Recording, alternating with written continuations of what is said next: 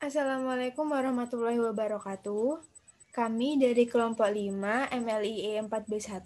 Di sini kami akan memaparkan laporan studi kelayakan bisnis mengenai produk dari usaha kami, yaitu Kondrok. Di sini kami kelompok 5 beranggotakan 2 orang, yakni yang pertama Devita Agustiani dengan NIM 190102412 dan saya Safa Dahlia dengan NIM 190102444. Berikut adalah rincian pembahasan yang akan kami lakukan. Yang pertama ada pendahuluan, yang kedua riset pasar, yang ketiga penentuan produk, yang keempat company profile, yang kelima legalitas usaha, yang keenam pasar dan pemasaran, yang ketujuh pramalan, yang kedelapan ada teknis dan teknologi, yang ke-9 ada SDM, yang ke-10 ada keuangan, ke-11 lingkungan industri, dan yang terakhir ada kriteria investasi. Yang pertama, kami akan membahas mengenai pendahuluan.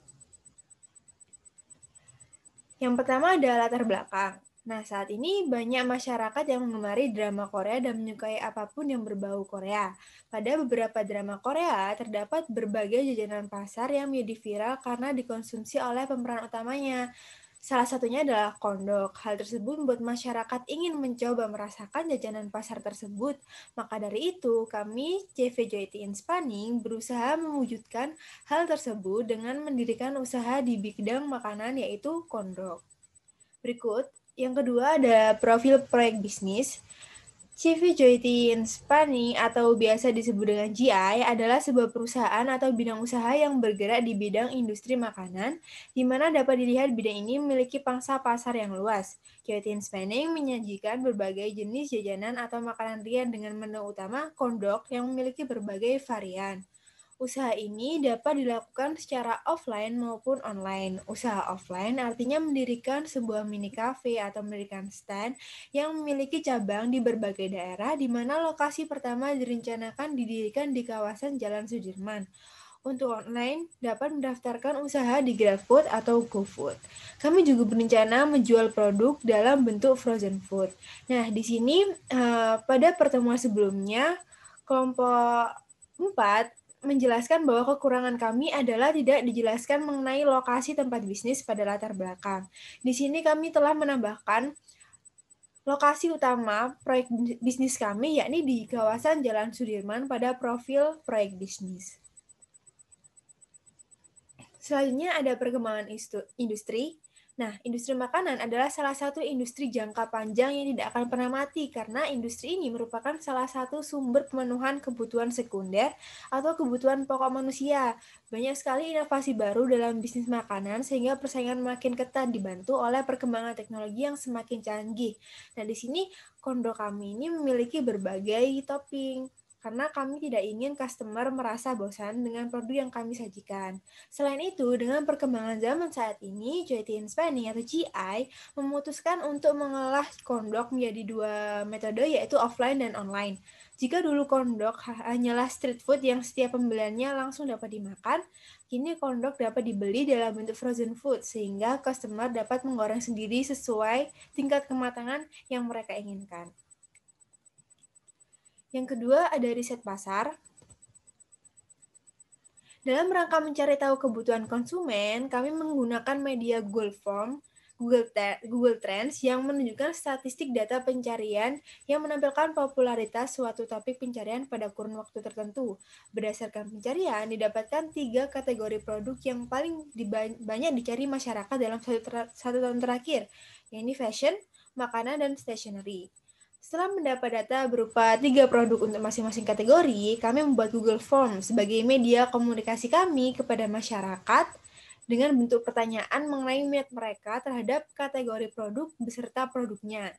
Hal ini menghasilkan informasi terhadap minat masyarakat yang dapat dijadikan sebagai salah satu dasar pengambilan keputusan kami untuk membuka usaha. Berikut adalah penentuan produk berdasarkan riset pasar. Nah, dapat dilihat bahwa berikut ini adalah hasil Google Form yang kita lakukan sebelumnya, hasil riset kami sebelumnya. Diketahui mayoritas masyarakat yang mengisi kuesioner berusia sekitar 15-20 tahun dengan persentase sebanyak 88,7% dari 124 orang yang mengisi kuesioner. Dan di sini dapat dilihat untuk dari ketiga kategori, fashion, makanan, dan stationery paling banyak memilih makanan. Sementara itu pada kategori fashion, orang-orang paling banyak memilih atasan. Untuk kategori makanan, orang-orang paling banyak memilih jajanan atau makanan ringan yang di situ kami telah mencantumkan kondok sebagai makanan ringannya. Dan yang memilih stationery, mereka paling menyukai notebook. Berikut adalah rekap data peminat. Dapat diketahui bahwa makanan ringan atau kondok memiliki peminat yang paling banyak, yakni sebanyak 46 orang. Sehingga di sini kami memutuskan bahwa produk yang kami pilih adalah kondok. Berikut adalah sedikit gambaran mengenai kondok. Kondok adalah makanan yang terbuat dari sosis dan keju mozzarella yang ditusuk dan dilapisi dengan lapisan tebal adonan encer, tepung jagung kasar, dan digoreng rendam. Hidangan yang berasal dari Amerika Serikat ini cukup populer di Korea Selatan dan beberapa kali muncul pada serial televisi atau drama Korea yang digemari masyarakat. Melihat ketertarikan masyarakat terhadap kondok, diharapkan dengan dibukanya usaha ini dapat memenuhi keinginan masyarakat mengenalkan makanan kondok lebih luas dan dapat membuka lapangan pekerjaan yang baru. Konsep bisnis usaha ini dapat dilakukan secara offline maupun online. Usaha offline artinya mendirikan sebuah mini cafe atau stand yang memiliki cabang di berbagai daerah. Untuk online dapat mendaftarkan usaha di GrabFood atau GoFood, dan kami juga berencana untuk menjual dalam bentuk frozen food. Target pasar produk kami adalah masyarakat berusia 17-30 tahun, pelajar atau mahasiswa, dan juga masyarakat umum. Dengan strategi pasar melakukan promosi melalui media sosial, promosi atau diskon opening dari mulut ke mulut, dan juga join e-commerce. Berikut ini adalah analisis SPOT. Sebelumnya, kelompok 4 menjelaskan bahwa kekurangan kami adalah tidak ada penjelasan mengenai keunggulan dari produk yang dihasilkan. Sementara itu, kami telah melakukan analisis SPOT sebelumnya, dan keunggulan itu telah tertera pada strength atau kekuatan dari produk kami. Yang pertama ada kondok, memiliki kelebihan yaitu bahan bakunya tidak terlalu banyak atau sulit, dan harganya pun masih terjangkau, sehingga jika diolah dengan benar, maka keuntungan yang kami dapatkan akan besar. Namun kelemahannya saat ini masih belum banyak varian rasa atau topping kondok, sehingga perlu adanya inovasi dan variasi. Seperti yang kami jelaskan sebelumnya, kami berniat untuk menambah atau memberi berbagai macam topping varian pada produk kondok kami. Lalu ada opportunities, kondok memiliki peluang yang besar di masyarakat jika kita mengemasnya dengan baik. Lokasi atau cabang usaha juga harus mudah dijangkau oleh masyarakat. Lalu untuk ancamannya, munculnya pesaing baru maupun jajanan sejenis yang berasal dari negara berbeda. Selanjutnya adalah company profile. Nah, berikut ini adalah gambaran company profile yang telah kami buat sebelumnya. Ada menjelaskan mengenai produk dan juga usaha kami, lalu ada visi dan misi, ada alasan mengapa harus produk kami yang menjadi salah satu produk yang dipilih oleh masyarakat, dan juga lain sebagainya. Berikut adalah visi dan misi dari Joytin Spending atau GI. Yang pertama, visinya menciptakan produk berkualitas baik dengan harga terjangkau. Yang kedua, menjadi perusahaan yang profesional dan berdaya saing tinggi. Yang ketiga, menjadi bidang usaha yang mampu memberikan peluang kerja. Dengan misinya, yang pertama, mampu menyajikan hidangan kondok yang inovatif dengan menyajikan varian topping atau rasa. Yang kedua, mengenalkan dan lebih mempopulerkan produk kondok kepada masyarakat. Yang ketiga, menjadikan usaha tempat yang nyaman bagi customer, sehingga customer senang berkunjung dan membeli produk kami. Selanjutnya adalah Why Us. Kami tidak hanya menyajikan produk dengan kemasan yang apik dan menarik, namun dengan cita rasa yang unik, dan sesuai dengan lidah generasi masa kini. Dibantu oleh chef yang berpengalaman, kami selalu memilih bahan-bahan yang berkualitas Dan tentunya memperhatikan kehigienisan. Variasi yang kami tawarkan dari produk kami pun beragam. Kami dapat memastikan bahwa pelayanan yang kami berikan tidak akan mengecewakan karena kami juga berorientasi kepada customer. Lokasi dan suasana tempat usaha kami juga strategis dan teduh, sehingga customer dapat merasa nyaman, di mana selain lokasi yang strategis dan teduh, diberikan berbagai fasilitas yang mumpuni seperti Wi-Fi, tempat bersantai yang mendukung suasana, alunan musik yang disediakan untuk menambah nuansa kenyamanan. Nah, pada pertemuan sebelumnya dari kelompok 4 menjelaskan bahwa kekurangan kami adalah bisnis yang didirikan terbilang baru dan kami harus fokus pada satu jenis menu. Selain itu, kami juga kurang adanya penjelasan mengenai fasilitas yang tersedia. Nah, sebenarnya Joyety and Spanning ini berfokus pada satu produk, yaitu kondok, namun kami juga memiliki variasi yang berbagai macam agar customer tidak bosan. Dan juga kami memang ada beberapa produk lain, produk sampingan, namun kami tetap mengutamakan kondok. Lalu untuk penjelasan mengenai fasilitas telah ada pada slide sebelumnya. Selanjutnya adalah legalitas usaha. Kami berencana untuk membuat badan usaha untuk usaha kami yaitu Joyety and Spanning dengan jenis badan usaha perseroan komanditer atau Commandeered Fellowship atau CV agar memiliki legalitas dalam operasional perusahaan. Kami memilih jenis badan usaha ini untuk Joyety and Spanning karena beberapa alasan. Berikut adalah beberapa alasannya. Yang pertama, modal usaha. Pada jenis badan usaha CV ini tidak ada kewajiban modal minimum yang ditetapkan pemerintah ketika mendaftarkan pendirian CV ke Kementerian Hukum dan HAM. Dengan begitu, tanpa modal usaha, seseorang sudah bisa memiliki badan usaha yang formal dan diakui legalitasnya. Oleh karena itu, melihat modal yang tidak ada batas minimumnya menjadi poin tambahan untuk memilih CV bagi Joyety and Spanning karena sangat meringankan kami untuk memulai usaha. Lalu proses pendiriannya mudah, relatif mudah dari aturan prosedur yang berlaku.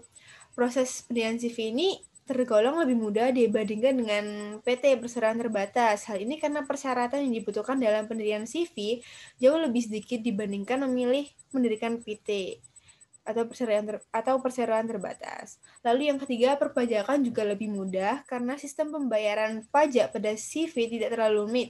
Pemerintah hanya memajukan pajak dari laba atau keuntungan pada akhir tahun atau satu kali pajak. Selain itu, bagian laba yang diterima pemilik CV tidak dikenai pajak. Namun, penghasilan individu dari pemilik CV baik sekutu aktif maupun pasif bisa dikenakan BPH. Berikut adalah langkah-langkah untuk memiliki legalitas CV. Yang pertama, minimal memiliki 2 orang. Lalu yang kedua, menyiapkan beberapa dokumen umumnya seperti kopi atau scan EKTP, kopi surat kontrak, lalu ada surat keterangan domisili, kopi PBB, foto kantor tampak dalam dan luar, lalu juga ada kantor berada di zonasi perkantoran atau komersial atau campuran. Lalu yang ketiga, melakukan pengecekan dan pembuktian nama oleh notaris. Yang keempat, membuat draft akta oleh notaris. Yang kelima, finalisasi dan tanda tangan akta di hadapan notaris. Yang keenam, pengurusan dan pengambilan NPWP. Yang ketujuh, pendaftaran nomor induk berusaha. Yang kedelapan, pengajuan izin usaha dan izin komersial. Nah, berikut adalah contoh izin usaha CV. Seperti ini contohnya, salah satu contoh izin usaha. Karena pada pertemuan sebelumnya dari penilaian kelompok 4 kami tidak mencantumkan contoh izin usahanya seperti apa. Jadi berikut adalah gambarannya. Yang keenam ada aspek pasar dan pemasaran. Yang pertama, segmentasi pasar merupakan kegiatan membagi-bagi pasar yang bersifat heterogen dari suatu produk ke dalam satuan-satuan pasar atau segmen pasar yang bersifat homogen. Kami melakukan segmentasi pasar dengan segmentasi geografis dan segmentasi demografis, di mana didapatkan hasil segmentasi pasar dengan segmentasi geografis, pasar berada di wilayah Jabodetabek, kemudian untuk hasil segmentasi demografisnya didapatkan pasar dengan umur remaja yaitu 17 tahun sampai dengan 23 tahun dengan rata-rata berjenis kelamin perempuan dan merupakan seorang pelajar atau mahasiswa. Namun tidak menutup kemungkinan bahwa target kami ada di atas tersebut. Nah, di sini ada targeting. Targeting adalah pemilihan pasar dari kumpulan pembeli dengan kebutuhan atau karakteristik serupa yang akan dilayani perusahaan. Berdasarkan hasil dari survei dan setelah dilakukan segmentasi pasar dan dengan mempertimbangkan beberapa hal seperti sumber daya untuk perusahaan, variabilitas baik produk pasar, didapatkan bahwa perusahaan akan menargetkan produk kepada pasar di wilayah Jabodetabek, tepatnya di daerah Jakarta, kepada remaja, lebih tepatnya pelajar atau mahasiswa. Untuk positioning sendiri adalah tindakan merancang penawaran dan cita perusahaan sehingga menempati suatu posisi kompetitif yang berarti dan berada dalam benak pelanggan sasarannya. Produk yang kami hasilkan termasuk ke dalam kategori menengah ke atas. Harga produk yang kami tawarkan berada sedikit lebih di atas rata-rata pasar karena memperhatikan atribut produk seperti pengemasan yang berkualitas dan produk yang kaya akan citra rasanya. Kami juga ingin menempatkan perusahaan pada posisi yang dikenal dengan kualitasnya.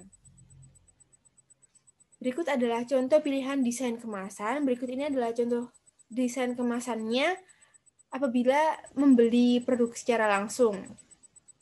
Dan berikut ini adalah contoh kemasan untuk frozen foods-nya. Karena sebelumnya kami memang tidak mencantumkan kemasan dalam frozen food dan itu merupakan kekurangan kami dari sebelumnya. Dan berikut ini adalah contoh atau gambaran dari kemasan dalam bentuk frozen foods. Berikutnya adalah peramalan. Dalam rangka mencari tahu data permintaan selama 12 bulan terakhir, penulis bertanya kepada salah satu toko yang menjual produk sejenis. Didapat informasi bahwa penjualan sebulan terakhir, yaitu bulan Maret 2021, adalah sekitar 400 pieces, dengan informasi tambahan bahwa bulan-bulan sebelumnya tidak jauh dari jumlah tersebut. Oleh karena itu, kami juga memperkirakan data penjualan berdasarkan informasi tersebut, yakni sebagai berikut. Berikut ini adalah hasil peramalan dengan menggunakan metode moving average dengan waktu 3 bulan. Nah, untuk di sini kami melakukan peramalan dari April sampai Maret sehingga April kemarin diketahui bahwa hasil peramalannya adalah sekitar 386 produk atau 387 produk. Dengan tingkat error sebesar 6,22%.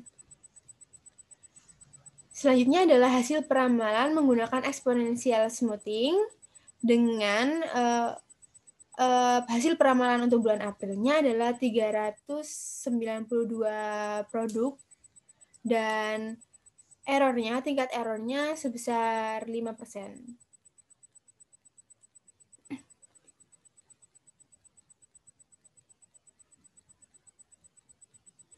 Selanjutnya adalah aspek yang akan dijelaskan oleh teman saya, Devita Agustiani. Ya, selanjutnya saya akan menjelaskan aspek teknis dan teknologi.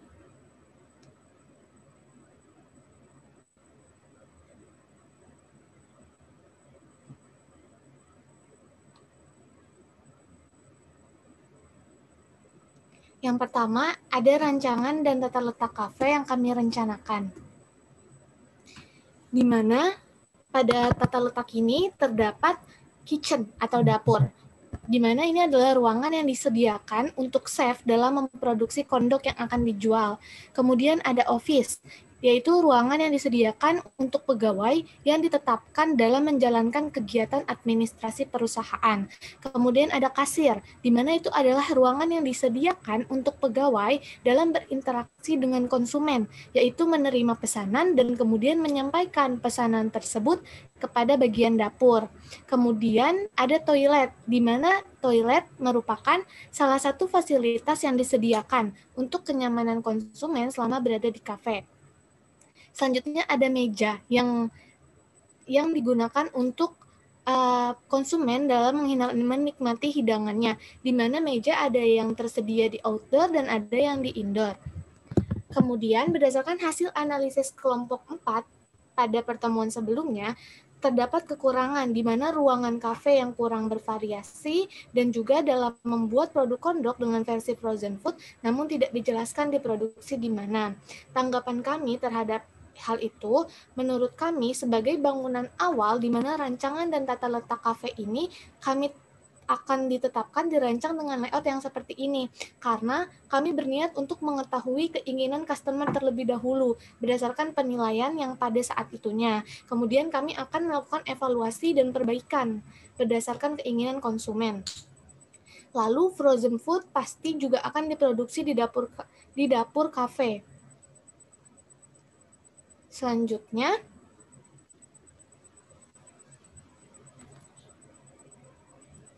ini adalah proses produksi dalam bentuk gambar, di mana pertama tidak lain adalah menyiapkan bahan baku. Kemudian pada gambar pertama ini adalah menuangkan air hangat ke dalam wadah, kemudian memasukkan ragi, kemudian memasukkan gula pasir, terus diaduk sampai rata, kemudian menyiapkan wadah lain, lalu dituangkan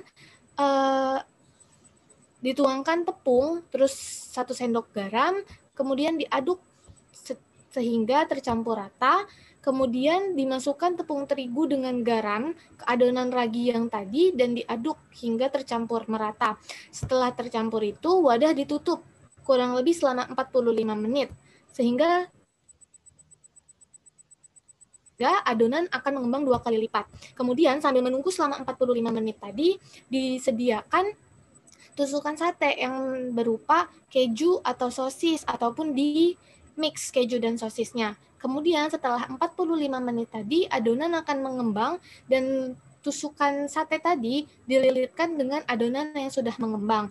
Kemudian adonan akan dilapisi dengan tepung roti yang kemudian digoreng dan selanjutnya siap disediakan. Selanjutnya adalah operation process chart, proses produksi dari kondok, di mana prosesnya sama seperti yang tadi, hanya beda di sini bentuknya adalah OPC atau operation process chart. Dengan ringkasan, prosesnya itu ada 8 proses dengan total waktu 32 menit, terus 1 proses menunggu dengan total waktu 45 menit, sehingga total untuk membuat produk kondok sekitar kurang lebih 77 menit. Selanjutnya adalah aspek SDM atau sumber daya manusia.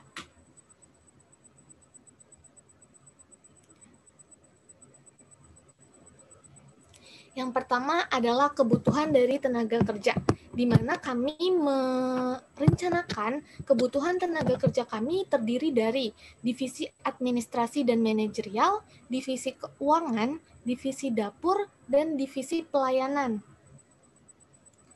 di mana terdapat saran ataupun hasil analisis kelompok 4 yang menyatakan bahwa tenaga kerja dinilai terlalu kompleks dengan pemberian gaji yang tinggi untuk usaha yang baru didirikan.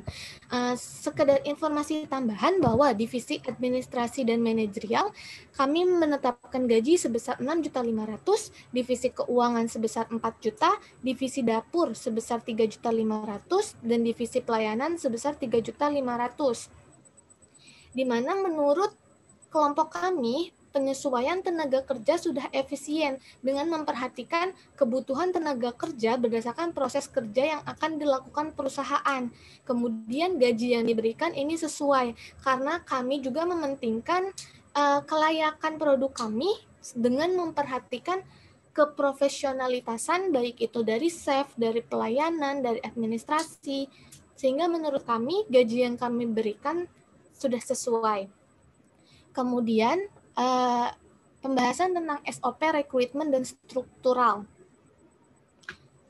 di mana pada SOP ini seperti pada gambar terdapat untuk struktural dari manajer, kasir, chef koki, di mana untuk SOP rekrutmennya kami mulai dengan form permintaan karyawan, di mana kepala departemen akan mengajukan form tersebut sesuai dengan kebutuhan perusahaan pada saat itu, yang kemudian akan disetujui atau tidak oleh pimpinan perusahaan. Kalau tidak, maka proses seleksi akan berhenti sampai di situ. Kalau misalnya disetujui, maka akan dicari calon karyawan, di mana bagian HRD akan melakukan pencarian dengan memasang iklan di media sosial, memasang iklan di surat kabar, ataupun melalui pihak ketiga seperti perusahaan pencari kerja.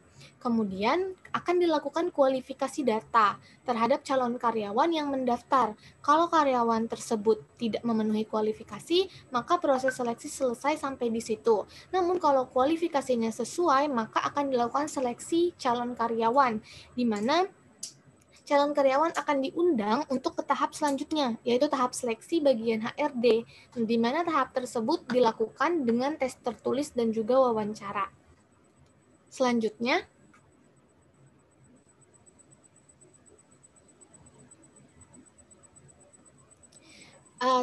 penetapan reward and punishment. Sebelumnya pada analisis kelompok 4 menyatakan bahwa tidak ada keterangan cara pemberian penilaian, di mana kami akan menjelaskan cara penilaian yang rencananya kami akan lakukan.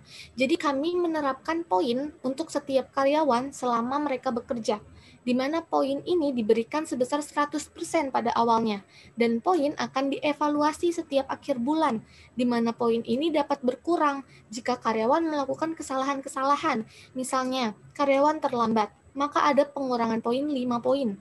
Terus, ada teguran kecil akibat dari kesalahan dan lain-lain, maka terdapat pengurangan 5 poin. Kemudian, jika karyawan tidak masuk tanpa keterangan, akan ada pengurangan sebesar 10 poin. Dan reward dan punishment ini akan ditetapkan berdasarkan poin akhir dari setiap karyawan. Misal dengan rincian, poin 91-100, perusahaan akan memberikan bonus atau voucher beserta piagam atau figura. Kemudian poin 81-90, perusahaan akan memberikan bonus atau voucher. Kemudian untuk poin 71-80, perusahaan akan memberikan punishment secara lisan. Dan untuk poin 51-70, perusahaan akan melakukan pemotongan gaji. Dan untuk poin 0-50, perusahaan akan memotong gaji plus konseling khusus. Atau jika paling parahnya akan melakukan pemecatan. Kemudian terhadap tanggapan dari kekurangan tadi, kami rasa pemberian penilaian ini sudah cukup jelas. Selanjutnya adalah aspek keuangan.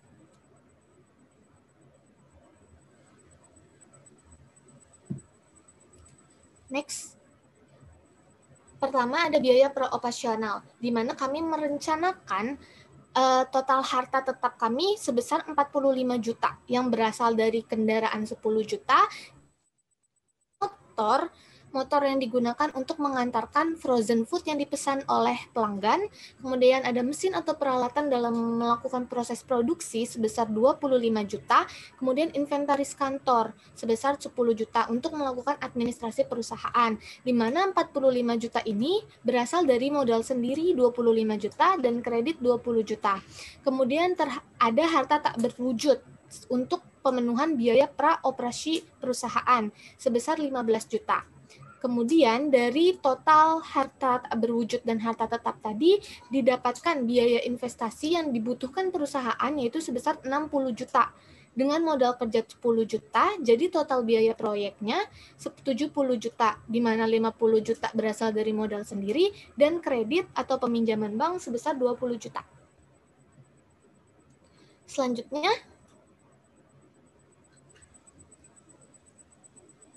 Selanjutnya adalah biaya operasional. Saya akan menjelaskan terlebih dahulu biaya yang dikeluarkan untuk operasional perusahaan. Jadi ada biaya pokok produksi senilai 300 juta, di mana biaya produksi ini terdiri dari pembelian bahan baku dan bahan pembantu, yaitu 172.800.000, upah tenaga kerja 84 juta, biaya umum produksi 43.200.000, kemudian biaya usaha yang terdiri dari gaji-gaji ya, untuk gaji manajer, staf keuangan, pelayanan, dan suplai kantor berupa alat tulis kantor sebesar 15 juta. Sehingga total biaya operasi yang dikeluarkan perusahaan selama 1 tahun adalah 472.800.000. Jadi per bulannya yaitu dibagi 12 sebesar 39.400.000.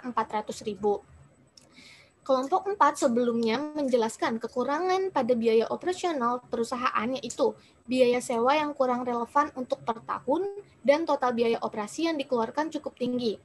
Tanggapan kami, biaya sewa yang kami tetapkan sebesar 15 juta ini diambil dari harga perkiraan berdasarkan info-info biaya sewa dari blog properti yang kami cari di website Google. Di sini ada contohnya, yaitu ada Ruko Niaga Utama. Ini kami mencari di daerah yang ingin kami dirikan, yaitu Sudirman, Jakarta. Ada yang senilai 10.500.000, 16 juta, kami juga pernah menemukan yang 20 juta, jadi kami mengambil rata-rata perkiraannya yaitu sebesar 15 juta. Jadi tidak asal menetapkan besarannya, melainkan melalui sumber. Kemudian untuk tanggapan total biaya operasi yang cukup tinggi, menurut kami biaya ini relevan karena produk yang kami hasilkan dengan pengeluaran uang sebesar 39.400.000 per bulan adalah perkiraan sebesar 6 juta per bulannya. 6.000 pieces per bulannya. Selanjutnya,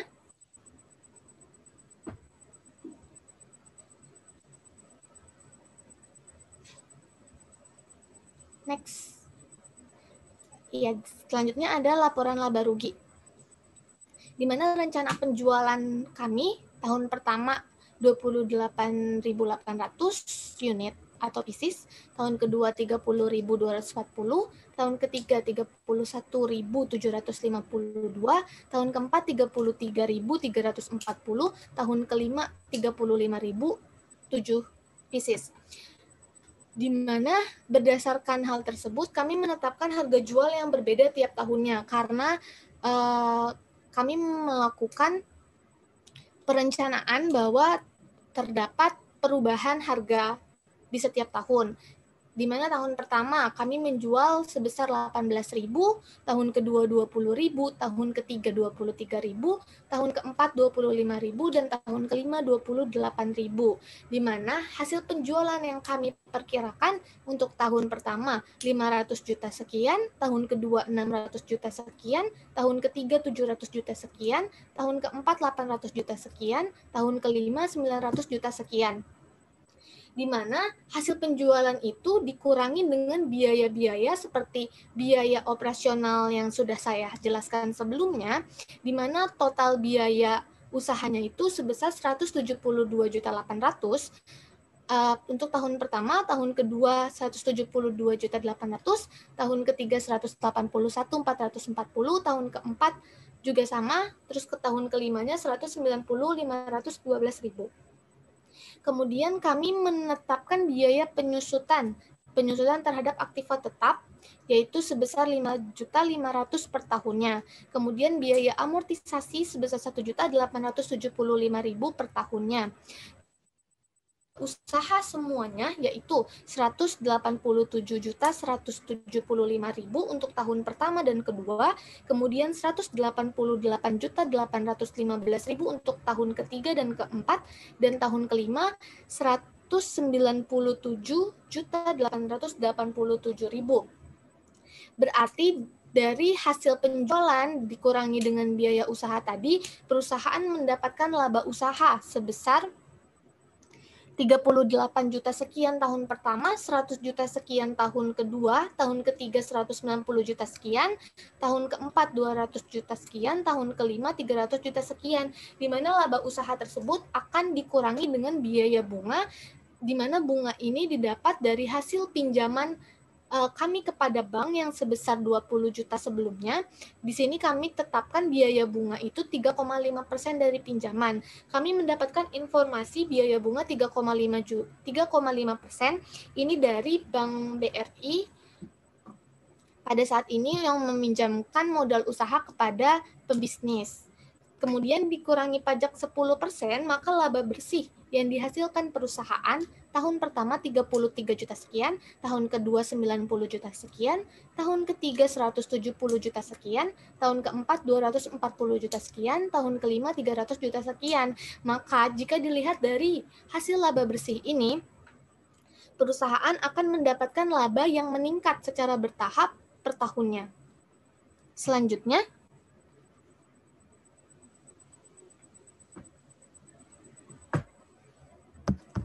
adalah laporan arus kas atau cash flow. Berdasarkan informasi sebelumnya, total arus kas masuk itu berarti pada tahun pertama 500 juta sekian, tahun kedua 600 juta sekian, tahun ketiga 800 juta sekian, tahun keempat 1 miliar sekian, tahun kelima 1,5 miliar sekian. Kemudian total arus kas keluar berdasarkan informasi sebelumnya, tahun pertama 470 juta sekian, tahun kedua 500 juta sekian, tahun ketiga 550 juta sekian, tahun keempat 540 juta sekian, dan tahun kelima 800 juta sekian. Kemudian terdapat kewajiban akan kredit investasi bank sebelumnya, di mana selama 3 tahun yaitu ada 7.300.000 sekian. Kemudian berdasarkan total arus kas dan total arus kas masuk, maka saldo akhir perusahaan pada tahun pertama sebesar 33 juta sekian, tahun kedua 124 juta sekian, tahun ketiga 200 juta sekian, tahun keempat 500 juta sekian, dan tahun kelima diperkirakan 800 juta sekian. Selanjutnya,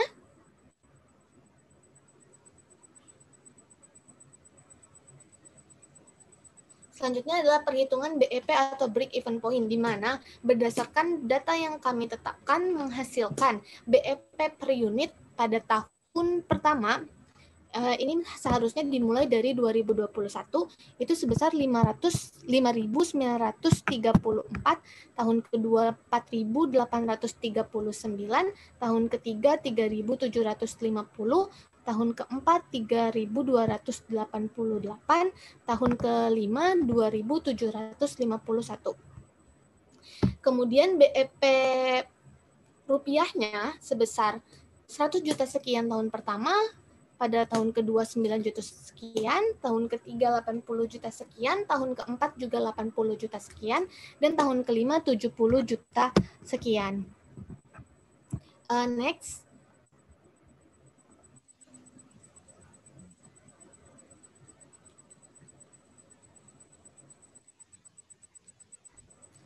Selanjutnya adalah analisis lingkungan industri yang kami lakukan. Yang pertama, kami melakukan analisis SWOT. Bedanya dari yang dijelaskan rekan saya sebelumnya, di sini tertera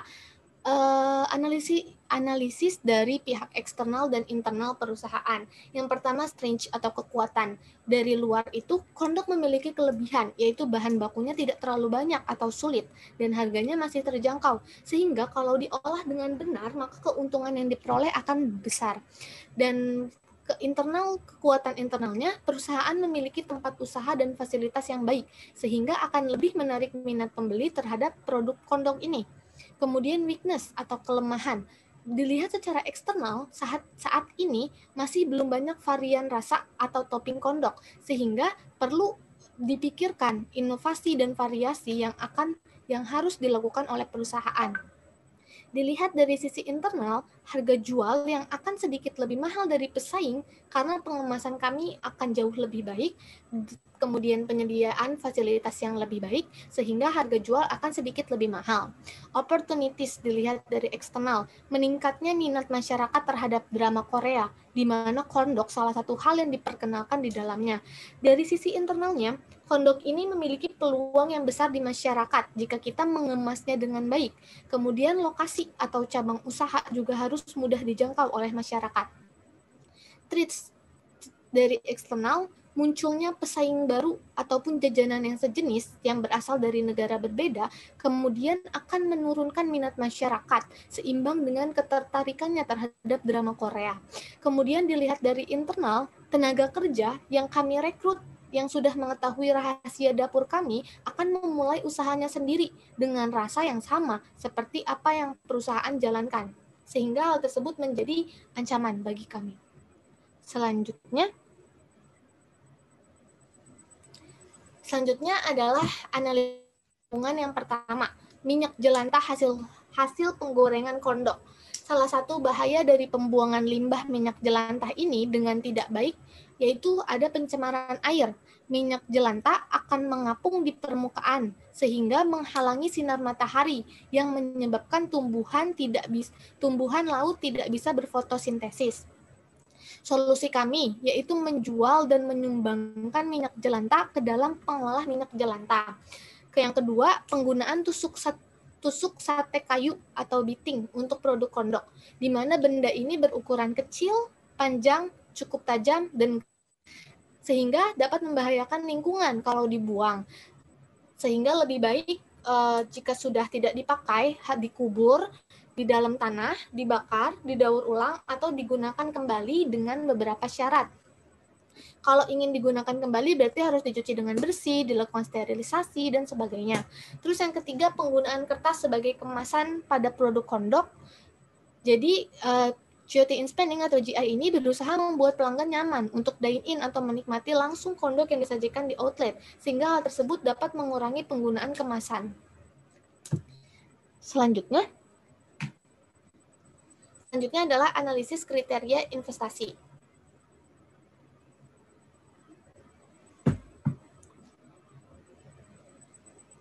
Next. Yang pertama adalah perhitungan NPV. Jadi setelah diperhitungkan berdasarkan arus kas, NPV yang dihasilkan pada tahun pertama, PV yang dihasilkan pada tahun pertama 30 juta, yang tahun kedua 100 juta, tahun ketiga 200 juta, tahun keempat 300 juta sekian, tahun kelima 500 juta. Sehingga PV cash inflow yang dihasilkan perusahaan selama 5 tahun itu sebesar 1 miliar 200 juta sekian. Kemudian akan dikurangi oleh investasi awal sebesar 60 juta modal perusahaan, sehingga NPV sebesar 1 miliar 200 juta sekian. Dari hasil ini diketahui bahwa NPV lebih dari 0, maka usaha dikatakan layak untuk dijalankan. Kemudian perhitungan IRR, di mana setelah dilakukan trial and error terhadap besaran nilai R, didapatkan nilai R yang paling mendekati adalah 48,5% dan tingkat IRR tersebut lebih dari tingkat keuntungan yang dikehendaki oleh perusahaan, sehingga proyek dikatakan bagus dan layak untuk dijalankan, di mana diketahui IRR dengan persentase 48,5% menghasilkan nilai 60 juta 6.333. Kemudian investasi awal perusahaan sebesar 60 juta, maka sangat mendekati nilainya. Kemudian perhitungan payback period. Jadi arus kas perusahaan diketahui 30 yang untuk tahun pertama 33 juta sekian dengan investasi awalnya 60 juta. Didapatkan hasil untuk payback period itu sebesar 2,64 tahun, sehingga dapat disimpulkan bahwa perusahaan dapat melakukan perputaran arus kas dengan bagus dan investasi dapat diterima, di mana 2,64 tahun ini perusahaan sudah dapat pengembalian modalnya dan arus kas perusahaan lancar sehingga usaha dapat layak untuk dijalankan. Kemudian perhitungan profitability index. Di sini pada tahun pertama profitability index, baik tahun pertama ataupun kelima, profitability index perusahaan dihasilkan nilai lebih dari 1, di mana usaha dikatakan menguntungkan. Pada tahun pertama 1,06, tahun kedua 1,24, tahun ketiga 1,5, tahun keempat 1,9, tahun kelima 2,3. Kemudian perhitungan ARR, average rate return, di mana laba tahunan ini ambil dari tahun pertama sebesar 33.772, kemudian biaya investasi perusahaan itu 60 juta, sehingga nilai ARR adalah 0,56 atau 56,29%, di mana ditetapkan bahwa perusahaan mendapatkan keuntungan sebesar 56% dari biaya investasi yang dikeluarkan.